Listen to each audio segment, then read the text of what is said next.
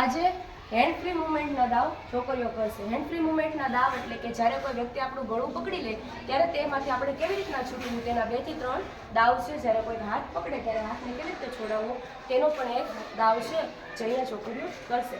ચાલો count by count 1 2 3 4 આ side વાળા કરશે. હવે 1 2 3 4 હવે સેકન્ડ નંબરનો હેન્ડ ફ્રી મૂવમેન્ટ દાવ એ દાવ પણ ગળાવાળો છે. ચલો 1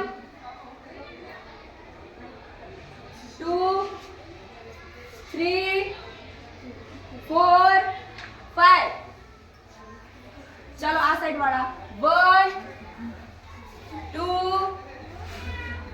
3 4 5 ચાલો હવે થર્ડ નંબરનો દાવ છે હાથ વાળો.